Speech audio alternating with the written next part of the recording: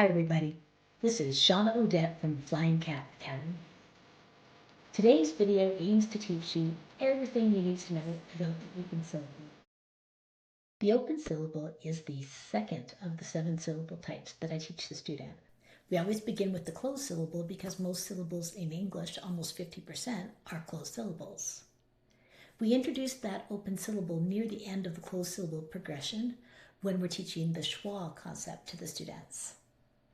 When I formally introduce the open syllable, I build on what the students already know. So we start with the concept of the closed syllable, on which they're already experts. I will take a word like met and we'll build it with our letters. And then we'll go over the word met by saying what type of syllable is met. And the student will say that's a closed syllable. And I'll say, how do you know? They'll say because there's one vowel and the vowel is closed in by one consonant. In the definition it says one or more consonants. In that case, the vowel will be short, and then the student will read the word met, and we will hear that eh sound, and they will know that yes, that's short. That's a closed syllable. And then we'll tell the story. I'll say, tell the story of the closed syllable. And they'll talk about that vowel. Well, the vowel's mother and father had to go out for the evening, and they hired a babysitter, T. So the consonant babysitter comes in, and when the babysitter is there, the vowel is happy and says its soft sound, eh. But then the babysitter gets a phone call and has to leave. And he says, just hang on, E, you'll be fine. But when he goes away, he gets very upset. He starts to wander off. He's afraid he's going to get lost. He shouts, calling for his parents, E is over here, E is over here. Now the E is saying its long sound. And at this point, we'll pull out the rule card so we can go over the rule of the open syllable. And we'll say, okay, in an open syllable, there is only one vowel in the syllable. And they'll look down at me and they'll say, yes, that's true. There's only one vowel. In this case, it's the E. And then we look at the second part of the definition, which says that this vowel is followed by no consonants. It's just sitting there at the end of the syllable open by itself. And they'll look down and say, yes, E is all by itself at the end of the syllable. It's not closed in at all. And we'll say, when those two conditions are present, the vowel will say its long sound, E, me, and there it is. The next step is to give the student a chance to work with that rule. We want to give the student a chance to prove the rule. So we'll do a card sort, and we'll have a yes heading and a no heading. And then on the index cards, we'll make some different words at the bottom. Some will be real, some will be nonsense, and there'll be different syllable types. And the student will, they don't have to read, you can tell them in this card sort, they just have to apply the rule. So they're looking for syllables that have one vowel. The vowel is at the end of the syllable, not closed in by any other letters. And if that's true, we're going to move that card to the yes pile. All the rule breakers, the ones that don't follow the rule, well, there must be other syllable types, and we'll move those to the no pile. The next concept in the open syllable scope and sequence is we are going to deal with Y as a vowel. Up until this point, we've only been teaching the closed syllable. So we've only been teaching that Y is a consonant and that its sound is Y, as in yes or yet. But in the open syllable, Y behaves as a vowel and it makes different sounds. We're going to start with Y in one syllable words. You know we love our card sorts, and so we're going to give the student a chance to prove this rule by working with a card sort. We'll have a heading for Y when it's a consonant and a heading for Y when it's a vowel. And then we'll have some index cards on which we write a series of real words and nonsense words that are all one syllable words. And in some cases, Y will be working as a consonant when it's at the front of the word. And in other cases, it'll be at the end of the word where it's working as a vowel. And we'll remind the student as they're sorting, they're moving all those cards to the correct headings, that they don't have to even read the words. They're simply applying the rule. They're looking for where is the Y in that word. Is it at the beginning or is it at the end? You'll work with this concept of Y making the long vowel sound, I, when it's at the end of a single syllable base, such as fly, try, Y. And once you feel like the student has gained fluency with that idea, then we'll move on to the next concept, which is Y and the sound it makes when it's in multisyllable words at the end of a base. Think baby, lady.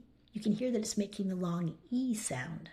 So now we know that Y can make the Y sound when it's a consonant, the long I sound when it is at the end of a one-syllable base, like my, and then it'll make the long E sound when it's at the end of a two-syllable word, like navy. We also have to teach the student the final sound of Y, which is that Y can make the short I sound, I. It does this in a very predictable way. Y makes the short I sound when it's found in the middle of a word, that medial position. Think of the word gym. J, I, is making that short I sound, I. Think of the word him. H, I, At this point, we'll take that Y card out of their card pack and we'll write a 4 on the card to indicate the 4 sounds that are possible for Y. And we'll have the student working with all those 4 different sounds. As always, we'll give the student a rule card for their new concept, and we'll teach them that Y is a vowel when it is in any position in the word except for the front. When it's the very front of a word, in the initial position, it's being a consonant, and it's saying y. But when it's in any other position in the word, be it middle or end, it's going to make a different sound. It'll be a vowel sound. In a one-syllable word, it will make the long I sound when it's at the end of the syllable. Think fly, sky, try. When it is at the end of a 2 or more syllable word, it will say E. Think baby, tiny. Can you guess how we're going to work on this concept? Well, let's prove the rule with a card sort. When we were nearing the end of the closed syllable progression, we were doing the syllable card drill with, up to 4 syllable words, 4 or 5 syllables. And now that we're starting a new syllable type, the open syllable, we're going to bring things back in. So we're going to take that syllable card drill and just put it on the shelf for now. And we're going to go back to the blending drill. Every time we start a new syllable type, we begin with the blending drill. That's working with one syllable words. And then once the student is, fluent with the concept of the open syllable, eventually we'll add that syllable card drill and, start working on 2 syllable, then 3, then 4. So we're always working from the simple to the complex when we're teaching. How would a blending drill look? Well, I would combine some closed syllables and open syllables, and they would all be one syllable words. I would continue including the blending drill in every lesson until I felt like the student was fluent with working with open syllables in the one syllable words. And then I would take the blending drill and take it out of the lesson, and I would put the syllable card drill back in. And I begin by working with 2 syllable words. The first concept, we're going to look at words where there's an open syllable in both of the syllables to form the 2 syllable word. So we'll use things like solo, veto. There's not actually a lot of words that have, a 2 syllable word where there's 2 open syllables. As always, we do the syllable card drill by placing all the cards on the table before the student's there. And when it's time to do the drill, we have them read down all the syllables in column number 1, and then all the syllables in column number 2. Then they read across each row, making nonsense words. And then we tell them it's time to unscramble things. Usually I make it so that they can have all the syllables in column 1 can just stay there, and they're just unscrambling the second column to make the words. And then afterwards, we'll have them read all the words correctly and then put the words into a sentence. The students are pros at scooping the syllables because we've been doing this for many lessons when we were doing the closed syllable. And now it gets a lot more fun because now we're going to use words that combine open syllables and closed syllables. This means that we have to really work on having the students' attention called to those vowel sounds. They have all the skills to do this, and the only new things we need to teach them is that when we identify an open syllable, instead of putting a C, which we've always done in the past because we've only worked with closed syllables in the past, now we're going to put an O to identify the open. And when there's an open sound, you remember with the short sound, we did the smiley face, a little U symbol for the short vowel sound. And when we make a long vowel sound, we're going to use just a little straight line. Here's how we would scoop the word secret. We would identify each vowel by putting a dot under it, ask the student to scoop the words into syllables, Mark the syllable types. So here's the O for open, and here's the C for closed for cret. And then we have them read each syllable, C, cret. And then blend the syllable to say the whole word, secret. And we could ask them to put it in a sentence to make sure they understand it. Now it's time to teach the students how to add suffixes to open syllables. Open syllables don't work the same way as closed syllables. We will begin, as always, by thinking about what does the student already know. Well, they know the closed syllables, so let's start there. How do you add suffixes to closed syllables? And we'll take out the 111 rule card and we'll go over the rules of that. Take a word like hop and we'll say, okay, is it a one syllable base? Yes, check. Is there one vowel? Check.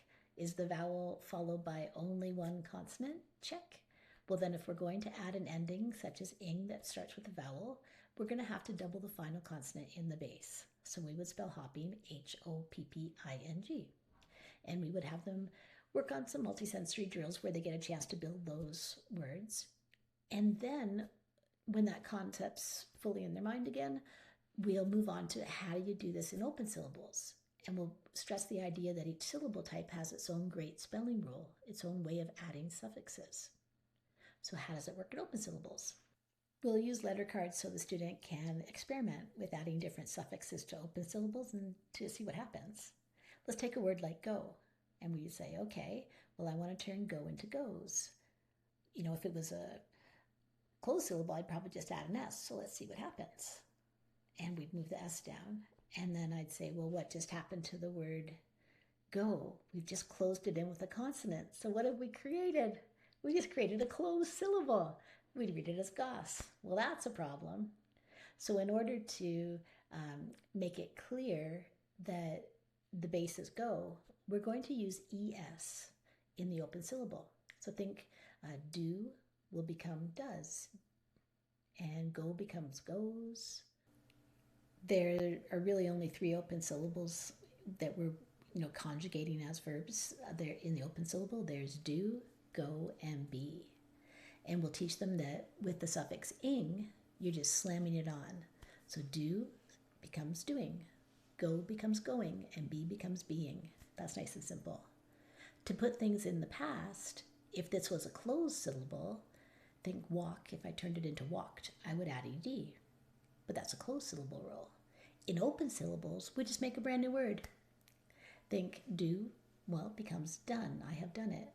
Or go becomes gone. And be becomes been. And then we'll do the same thing for to be. And we'll show that when we have be, if we wanted to add an S, well, we can't, just for the same reason that we couldn't do it in the other words in go or do, because we'd end up with bes, a closed syllable. But in this case, if we tried to add ES, we would end up with the word bees, like a honeybee. That's a problem. So when we have something like that, well, we're going to have to make a brand new word.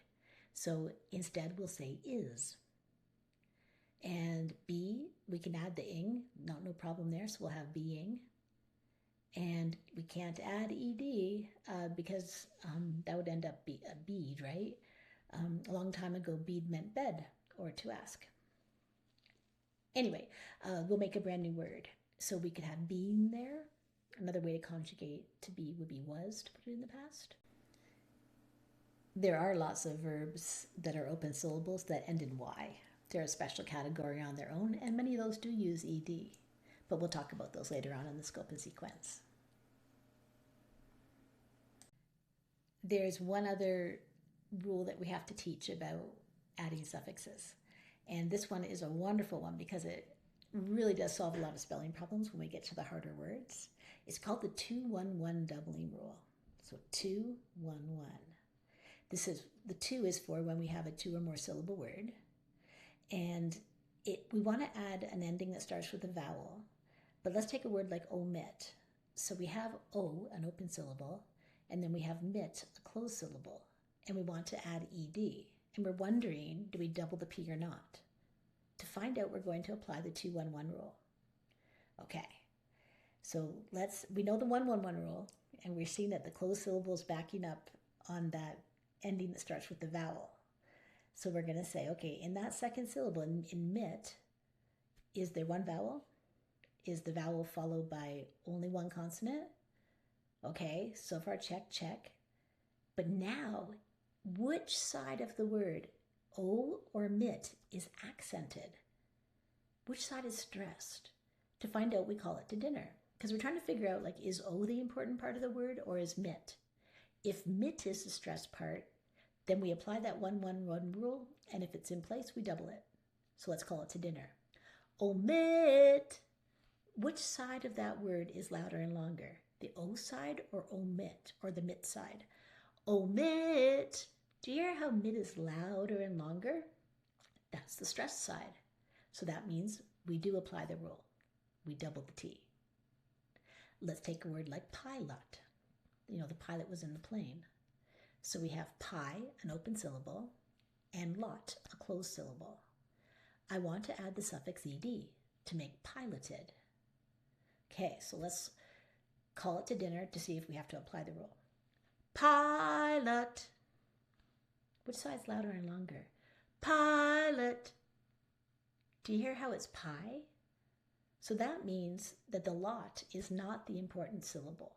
So even though it is, LOT would be a perfect doubling situation, we don't apply the rule because the pi is the more important syllable. It's the louder, the stress side. Okay, let's try another one. How about admit? I can admit it. So because we have add, closed syllable, and then mit, closed syllable. MIT, I want to turn it into admitted. Do I double the T in admitted or not? Well, call it to dinner. Admit. Do you hear how mit's the louder, longer side? Okay, so that's the stress side. So then we say, okay, is there one vowel, and is the vowel followed by only one consonant? Yes, so that is a closed syllable. We double the T. Admitted. And then we'll select some words, we're going to do a card drill, and we will make maybe, 4 words, and we'll have 3 different suffixes perhaps. We could do ed as a suffix, ing as a suffix, and maybe s. And then we'll have the student apply that 2-1-1 rule, and we'll have a card for, the letters that have to get doubled potentially. And so we'll start with a word like begin, and we'll have the student call that word to dinner. And if the gin is a louder side and we want to turn it into beginning, the question is, do we double the N? So, okay, well, we have gin and we have one vowel followed by one consonant, so that's looking good. Yeah, it looks like a doubler, but is it stressed? Begin. Yes, it is. So we'd have the student move the N over to the right position, put the ing down, and we know beginning doubles the N. And then we'd have them try the same thing with the suffix s. See, in this case, no doubling has to happen because s is not a vowel. This spelling rule is only about suffixes that begin with vowels. In the closed syllable, there's lots of spelling rules. But remember I taught you that there's one great spelling rule, the 1-1-1 doubling rules, the king of all the spelling rules in that syllable type. In the open syllable, the king of all the spelling rules is called the Great Rule of Y. This is where we change the Y to an I and add the ending. Can you say that? Change the Y to an I and add the ending. We'll teach this by introducing a rule card and doing card sorts, and then using it in the magnetic letter tile drills for reading and writing. We'll read it, put it into the reading and writing sections, working with isolated words and also with connected text. I would teach this concept by grabbing some magnetic letter tiles, and I'd put down the word try. And I would say, can you tap that out? And the student would say, I. And I'd say, what's the final sound in the word try? And they would say the long I sound. And we'd talk about, well, why isn't, if it is a long I sound, why isn't the I doing that? And they would say, because in English, words are not allowed to end in I. And that's why the Y stepped in to do the job. But now that we're adding a suffix, let's say we want to turn try into tries, we're going to add the ES. Well, if I add ES, the I is that I would no longer be at the end of the word, so it can come back in and do the job. It wants to do its job. So thank you very much, Y, for stepping in when you had to. But now we can change the Y back to I and add the ending, ES. So we would spell it TRIES. Okay, let's look at fly and turn it into flies. We'll change the Y to the I and add ES. When the reason that we have the Y stepping in to do this job is because we wanted to avoid situations where if I was at the end of the word and we added ing, then we'd end up with two I's side by side. And that was a problem because of the way that the I's were written. If they were together side by side, they looked like a different letter. And that was, it would cause confusion. So they just decided, well, let's never have those two side by side. And so that's why if we want to add ing to a word like fly, well, we can't change the Y to I and add the ending. We have to just keep it as FLY and just slam on ing. But for all the other suffixes, we can just change the Y to an I and add the ending. You'll remember that earlier I talked about how open syllables that end in Y, when we go to put them in the past, sometimes they do use ED. There are moments where we're going to use a brand new word. Think fly will change into flew. But in other cases, we are going to use that suffix ed. Think try. If I want to change that into tried, we're going to change the Y to an I and add ed. If I want to change spy into spied, we'll change the Y to an I and add ed. If I want to change cry to cried, we'll change the Y to an I and add ed. At this point in the scoping sequence, it's time to review the concept of schwa. And we're going to use the same drills that we used in the closed syllable when we introduced the schwa. So we'll review that when we have a schwa, then we have this, a vowel in a word is making a short vowel sound, but it's not the vowel sound that we expect. It's often the short U sound that's, unexpectedly in a word. For example, in kitchen, in that CHEN, we would expect it to be the kitchen, but instead we make the sound. Think complement, amid.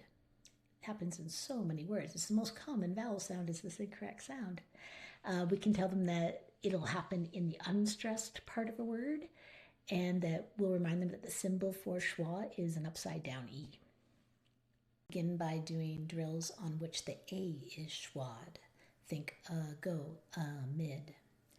We'll start with words where the schwa is in the initial position of the word at the start, and then once the student's familiar and fluent with that concept, then we'll move it to the end of the word.